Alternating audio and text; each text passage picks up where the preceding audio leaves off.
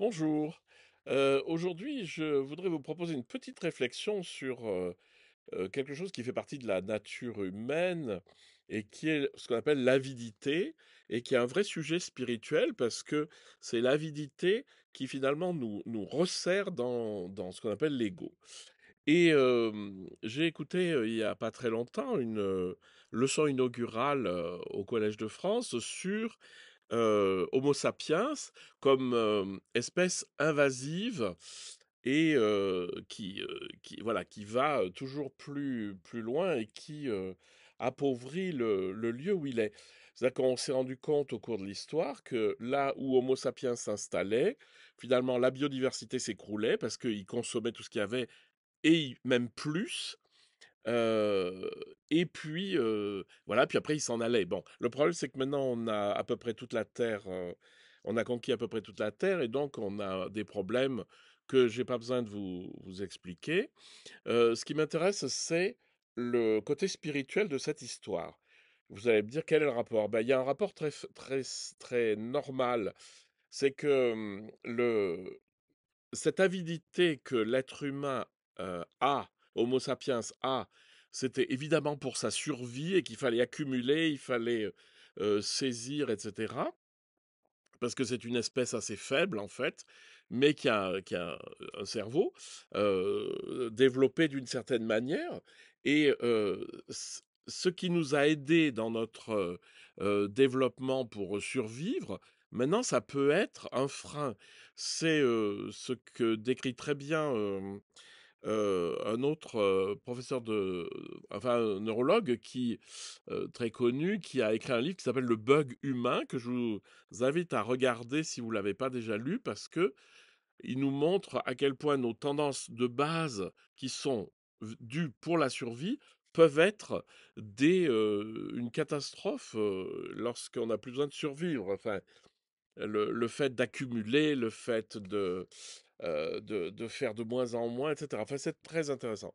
Alors, ce qui veut dire qu'en moi se trouve une tendance à l'avidité, et ça, on le voit tous dans toutes nos vies. On a tendance à trop manger, à vouloir avoir plus, à vouloir posséder plus de terrain, à avoir une voiture plus grosse, à avoir un appartement plus gros, à monter dans l'échelle sociale pour avoir plus d'argent, etc.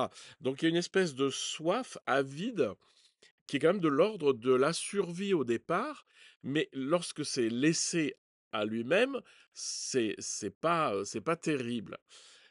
Et donc la réflexion spirituelle, c'est la suivante, c'est comment revenir à une espèce de sobriété simple où j'acquiers ce dont j'ai besoin, mais pas plus. C'est-à-dire, je peux accumuler un peu d'argent, un bien, une maison, voilà, etc.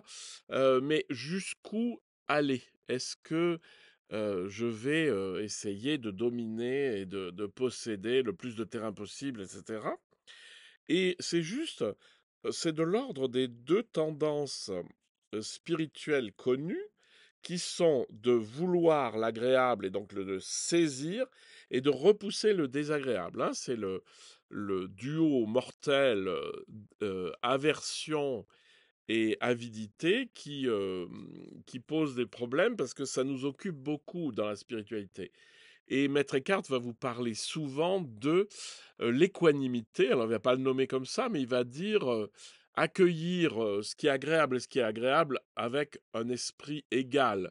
Alors, évidemment, on peut essayer de se protéger un peu des choses désagréables, c'est sûr, mais des choses qu'on ne pourra pas éviter, hein.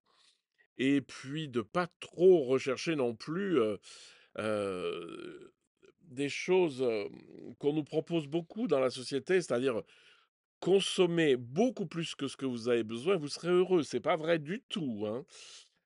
Donc, ce que je vous invite juste à sentir, c'est que la pulsion d'avidité, elle est en nous, elle est en moi, hein. Moi, c'est le chocolat, c'est ce genre de choses. Mais voilà, il faut quand même prendre mesure et se dire, voilà, je vais prendre ce qui me fait du bien, mais pas au-delà. Voilà, c'était une petite réflexion sur, l'avidité parce que, l'espèce humaine, Homo sapiens, est une espèce, invasive en fait et qu'il a tendance à accumuler.